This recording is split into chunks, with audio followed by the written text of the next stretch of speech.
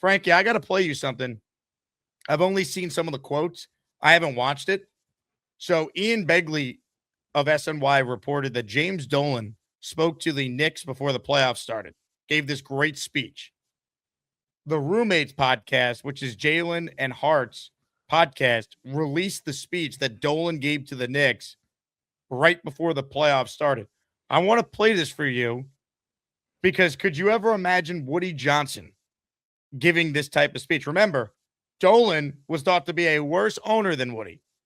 This was Jim Dolan's speech to the Knicks before the playoffs started. Apparently, it's amazing. I haven't seen it. Let's watch it. I wanted to come talk to you because I didn't want to miss the opportunity. I believe that this team can go all the way. And in my 30 years of doing this, I've never felt closer, right, to achieving that goal than right now. I don't know if you understand what it would mean for you to win a championship this year, to win the NBA championship. It would be life-changing for all of you.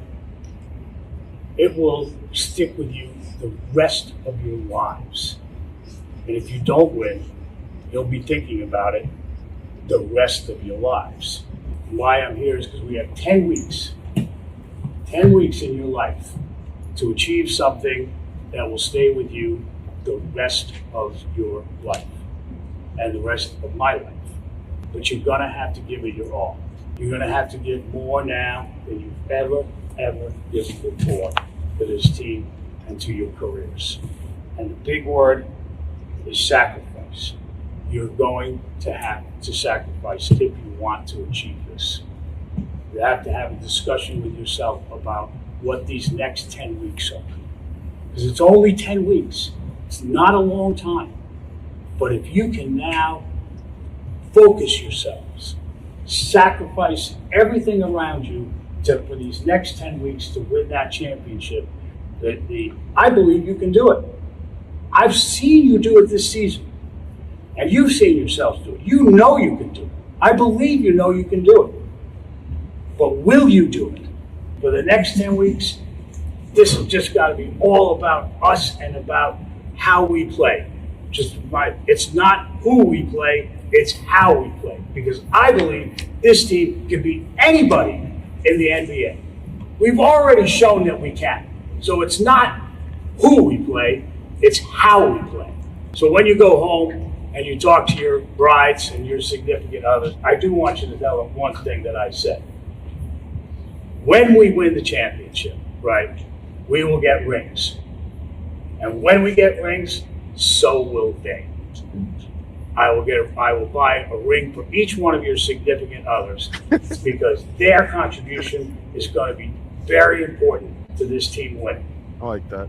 That's cool. If you don't have a significant other, most of you do, find someone that is sharing this journey with you for the next 10 weeks and make that person come with you, guys. And we'll give that person a ring. I believe in you guys. I believe in this whole group. This is not just a player thing. This is an entire organization thing.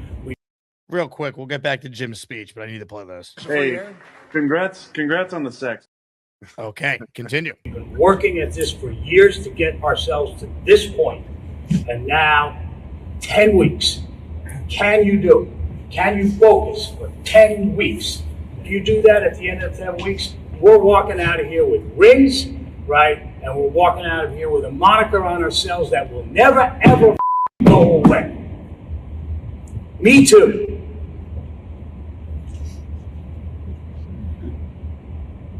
Do it. Commit to it. Go for it.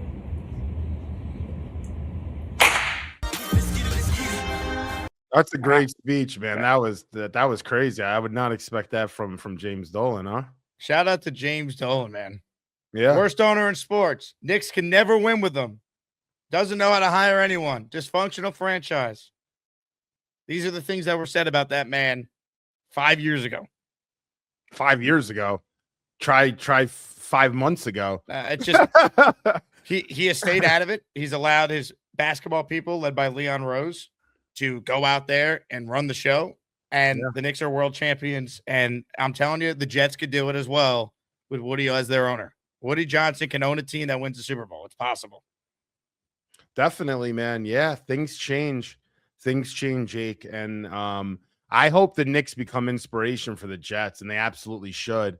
James Dolan should be an inspiration for Woody Johnson, the way that he's handled himself. And Dolan, you could see at the last, especially this season, but within the last year, post the Tibbs firing, you could see that he's taken a little bit more of a front seat there, trying to figure out what's going on and make the best decisions. He's been a little bit more in the public eye, and he seems to have a little bit more of a fire underneath him. But yeah, Woody should see that and have some inspiration. And the Jets should see what the Knicks have done and look at how these players are being treated now and how we're looking at them. And they're going to live in infamy. You know, they're going to be legends here forever. We're going to talk about that OG Tippin for the rest of our lives, Josh Hart's, guys like that. And I was telling my buddy the other day, I'm like, you know, Josh Hart, we might be wanting to trade him, you know, a year from now, you know, like things change. That's what I'm saying. But when you have the time and things are right and you're able to put everything together, you got to make it happen. He's right. 10 weeks, it isn't really a long time. That's a perfect way to put it. He's, you know, look in the mirror and do what you got to do. It's only going to be 10 weeks. And he was right. They ended up leaving with rings, didn't they? They were the last team standing. So I think the Jets do need somebody to kind of, you know, I think you need leader at a multitude of levels, but I think first they're going to have to figure out how to find a leader on the field, especially on offense. I think will be key. That's I think the quarterback.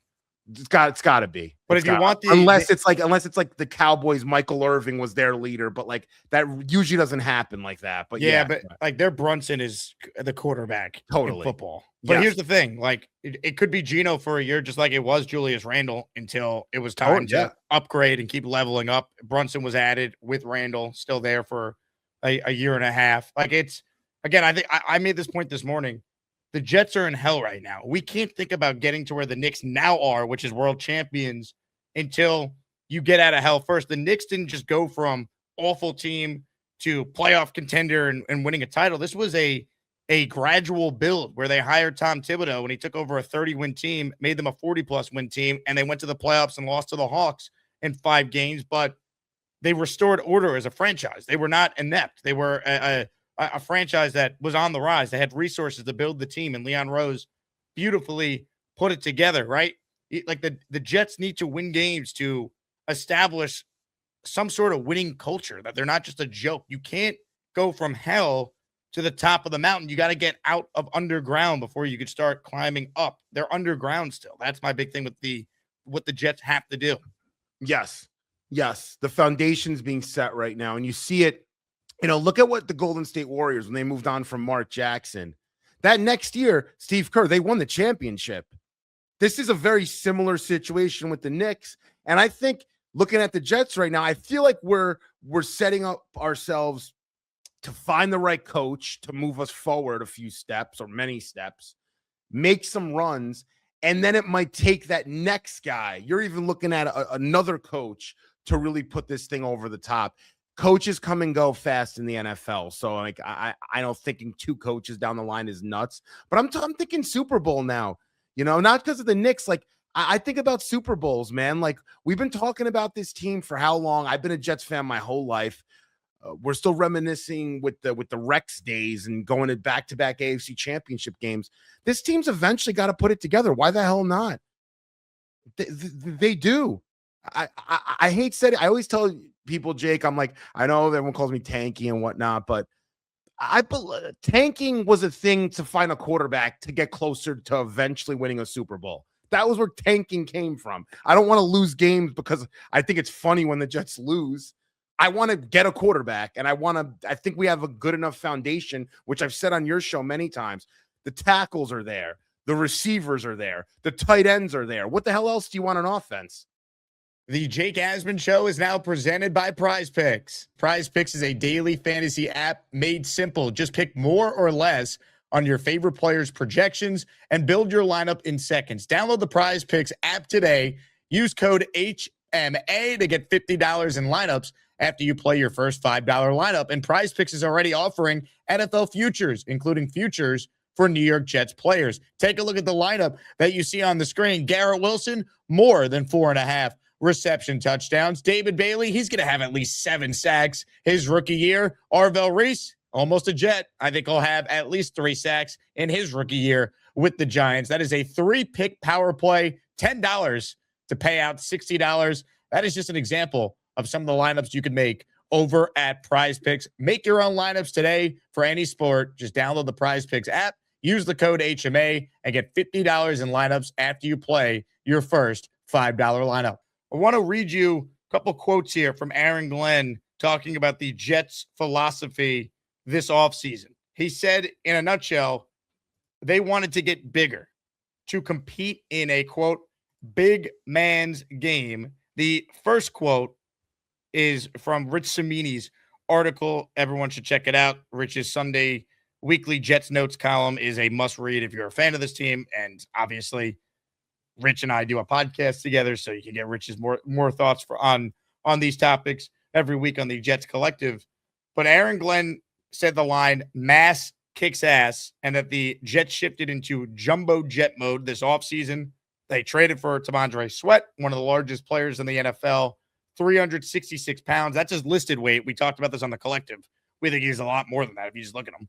They will also have at least 5 defensive linemen on their opening day roster who are 300 plus pounds. That includes Darrell Jackson Jr., who they drafted in the 4th round from Florida State.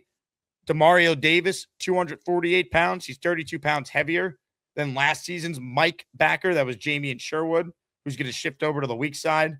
Braylon Allen, 240 pounds. He added 10 pounds as he rehabbed from his knee injury. He's up to 250. You look at some of the size that they've acquired. Harrison Phillips was added. Jawan Briggs. Your thoughts on the philosophy that Glenn has? Big man's game, getting bigger. Is that the right approach in 2026 to team building? Yeah, it is. And I like the things that we did, considering we have some lighter guys on the outside that can really fly up the field. So you want that yin to the yang. What I mean by that is Will McDonald's light, right? Light in the behind, they say too. He likes to fly up. He looks like a wide receiver at times. Then you have David Bailey, bigger than Will McDonald, but still a guy that lives on the outside. What do you do in those situations? Even Joseph Asai likes to play a little bit on the outside. You beef up the middle. So for all the deficiencies that they might give you, you're going to beef up that middle to make up for it. So I do like what they've done here. And I do even like someone like Harrison Phillips that can play a little inside and outside, little 5-tech, a little 3, even some 1-tech. Yeah, Jake, I like the philosophy. You know, they're building this team. If I had to build a defense, I would build it in a similar way, ideally speaking. If you had to just say, oh, I want pass rushers, I want beef up the middle to stop the run, I want an experienced middle linebacker, strong side, and then I want a weak side guy that kind of flies around but still learning, you know, how to play the game. That's how you build a front seven, man.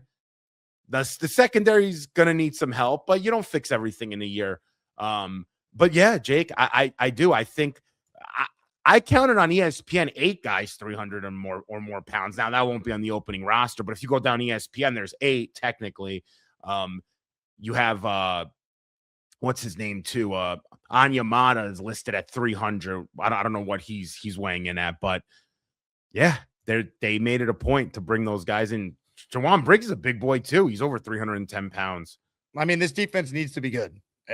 Otherwise, Glenn will not be able to save his job if the defense is not respectable, going from worst in the league to average, you know, being a reason why they win some games this year, not a reason why they're losing games. And the offense is actually going to look competent with the pieces they've added. And the biggest one of all, Gino giving them a competent level of quarterback play. Yeah. And Jake, they need to create turnovers this year, to be honest. I mean, like, that's the only way they're going to win games. Yeah, 100%. Yes. They're going to give up points, especially in the NFL today. Teams give up points. There aren't defenses that just shut you down. You have a few, the Broncos and a few others. Seattle, and even they give up points every other week. This isn't a league today where you're the 2003 Bucks or something. You're just shutting everything down. It doesn't happen like that anymore. With that said, you have these two speedsters on the outside rushing the passer, McDonald and Bailey. You brought in Demario Davis that can also get after the passer, by the way. I hope they start doing some of that with Sherwood, blitzing them at times. You have all this flexibility with these defensive linemen we just spoke about. They can play a multitude of positions. Get after the quarterback. Let the quarterback make bad decisions. There's no reason the Jets aren't in the top half in interceptions this year. I'm serious. I know that sounds insane considering we didn't have one last year, but this is a different year, and there's different expectations. The expectations are turnovers for me this year. If they can't force enough turnovers, again, there's something not fitting with what the coaches are telling the players. The players are either overthinking, they're not playing instinctive ball, they're not in the right position, and that's on the coaching. So we'll see. But they should, Jake, create a lot more turnovers this year. They had 4 last year. They should have 4 in 3 weeks this year. I'm not even joking. They should have 4 turnovers in 2.5 games. Seriously. By the third quarter of game 3, they should have 4 turnovers on the year. Total. That's how you win in today's NFL. Yeah, man. I mean, that's it. Yeah, that's on Glenn.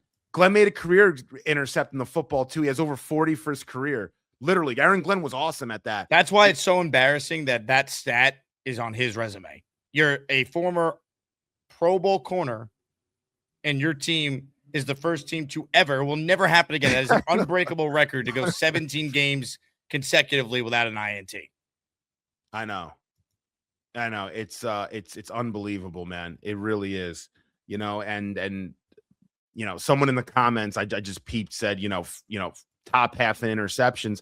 Yeah, I think so. When you have McDonald and Bailey and all that defensive pressure that you can generate with that front 7, it's not about corners jumping passes all the time, which we should have, by the way, especially now when you have these younger guys with another year in the system. There's no reason that they're not tipping balls. Quarterbacks aren't in bad positions. Your offense will put up more points. So you're not having teams go on cruise control on offense, hopefully, where they don't have to score a lot of points. So they don't have to move the ball down the field. Yeah, I want them somewhere 15 to 18 at least. I do. Why not? When are we going to put some real expectations on this team? What do you want? We're always going to be in the bottom 10 and everything. All right, then. I mean, right, because good coaching could elevate rosters that aren't coordinator, great. Jake. Chris Banjo had the same roster restrictions that the other Jet coaches did. And you know what? He proved he knows what he's doing. And he turned the Jets into an elite special teams unit. Mike Westhoff every year, it didn't matter about the rest of the team. The Jet special teams was going to be elite. Like if Aaron Glenn's superpower is calling defense, his strategy that they listened to him, he clearly told Muji this is what he needs for his defense. And Muji said, let's do it. They better be good defensively. Otherwise he won't survive because the offense, I think, will be much better than we saw last year, but you're going to need the defense to be opportunistic and force turnovers. 1,000,000%.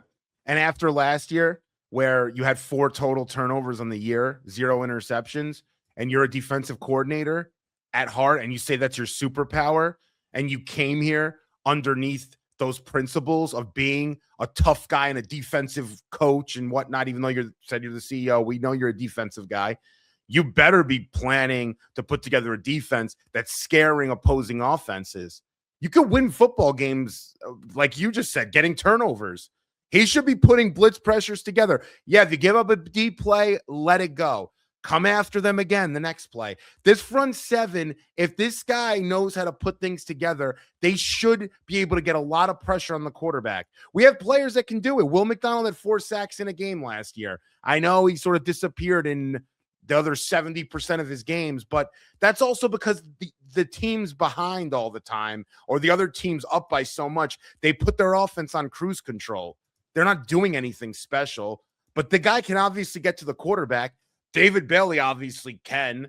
And you have these bunch of players in this rotation in the front 7. I'm talking linebackers too. You're running these multiple front. Get after the quarterback. It's like the offensive lines in our division are that good anyway. What, the Patriots, the Bills, and the Dolphins? Probably one of those weakest, divisions outside of our line that you're going to get. Those aren't good offensive lines across the board. So there's no reason that they're not getting pressure on a week in and week out basis. Frankie V is a noted Bailey bro. That we know. Robbie Sabo is a member of Arvell's Army. The two of them go head to head July 11th, less than a month from now, at the first ever Gangrene Beach Club. Tickets are on sale now to meet Frankie V and Robbie and Fireman Ed and myself, Samini, BT, a who's who of your favorite content creators, Richie, Matt O'Leary, Will Pa. Everyone's going to be there. It's going to be a blast. GangreneBeachClub.com to get your ticket. I bring that up because everyone wants to know your take on this quote from Jets defensive line coach Carl Dunbar, who spoke to the media for the first time since being rehired by the Jets this offseason. He was asked about the perception that David Bailey struggles against the run, and he said, quote, "Don't care. Can he rush the passer?" Dunbar explained that a lot of college edge rushers aren't even asked to play the run. Have you been seeing what we're doing? We're teaching them how to do what? Play the run. Because you've got to earn the right to rush the passer. If you don't stop the run, they're not going to throw the ball. So your take on this from the Jets D-line coach. I thought for a second that I said that, honestly. That's a perfect quote. I don't think I've agreed with the quote more. I could pin that on my wall. That's like imprinted in my mind. Yeah. I was saying this, to you, to Robbie, to Joe, to the people in the chat.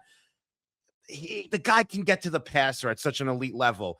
The run, him stopping the run is not, to me, that detrimental that he can't learn it and be enough of a liability that you're just not going to have him on the field. Like I didn't see those situations playing themselves in that way. Like that wasn't going to play itself out like that. And yeah, I agree. I do not, maybe it's my fault. Looking at edges, I don't really value unless they're that bad. Like what's his name? Aaron Mabin, I thought was really bad against the run when I think Buffalo drafted him. And I thought that wasn't going to be an issue for him. But I don't think Bailey was that bad against the run where he was undraftable in the top 5 or 10. Can he rush the passer? And there's no one better than Dunbar to teach him how to play the run. That was the best move Glenn made this offseason. Easily. If Bailey turns into a really good player year one and that defense is decent and the Jets can win some games, Glenn's going to have a conversation to stick around another year, and maybe he should, just being fair. Let's see how it plays out. It's a little bit of a long shot, but Jake, that's a big hire right there. Carl Dunbar is one of the best defensive line coaches. What he did in Pittsburgh for all his time there, the guys that he got paid there, Highsmith, a bunch of guys, Herbig, obviously we saw what TJ Watt did. He rebuilt that entire front seven, man. They were wrecking machines up there. They couldn't score points. They got to the playoffs every year because of him. You could argue him and Tomlin, obviously, but 100%. 100%. Comments, questions, super chats, cut the line. Your thoughts on those comments there from Dunbar. The one thing I won't criticize Glenn for, he gets credit. He had a good relationship with Dunbar over the years. They first met when Glenn was a scout, stayed in touch with him every offseason, and they were able to hire him. And that's a really big hire for a Jets team that has the number 2 pick in the draft at that position that Carl Dunbar is going to coach. Bailey's in good hands with Dunbar coaching him up. I really believe that.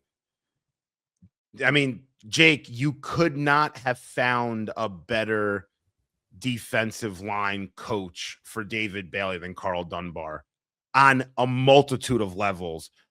Experience, him being here before, his personality. He's got a great warm personality. I think him and Bailey will be BFFs. They'll hang out. They're both very outgoing people. I think Bailey needs some people like that in his life, but that's a weird me kind of point. And the fronts that they were running in Pittsburgh are exactly the kind of fronts that I think would benefit Bailey. The hashtag benefit Bailey Foundation, so that's the kind of stuff he's going to need to do, Jake. He's going to have to play a little bit of what TJ Watt did, a little bit of, Highsmith, Herbig. Like he can play all over the place a little bit. You could put him as like a wide 9. You could put him as your outside linebacker in a 3-4. I think he could also play if they're going to line up in a 4-3. Put him an outside linebacker in a 4-3 and tell him to scream off the edge. I mean, I just think Dunbar was perfect there. So on PrizePicks, I want your take on David Bailey's sack Over. number. We're presented by PrizePicks. Frankie's That's an already easy telling you, over. bet the over 6.5. Yeah. Is he going to have at least 7 sacks as a rookie with the Jets?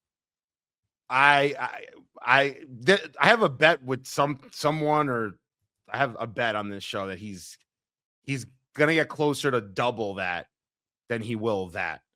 So double that is what, 13? He'll be closer to 13 sacks than he will 6.5. Is that fair? I'm willing to go out on a limb. He'll have like 11.5 sacks. You know, that'll be closer to 13. 11.5 would be a monster rookie year.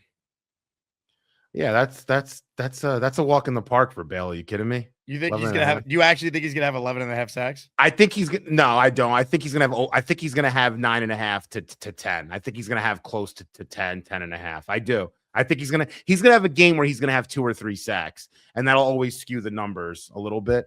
He'll Will McDonald it a bit. Like, you'll have a game, I think he'll have 2.5 sacks, and then he'll have a bunch, and then I'll have a game with 1.5. And yeah, I think he'll get close to 9, 10 sacks. Yeah, I do. Hey, here's the deal. Just got no chance unless you click on that like button. And you got to make sure you subscribe to the Jake Asman Show. You don't, you can get the f*** out. Now let's go, Asmaniacs. We're built for this shit.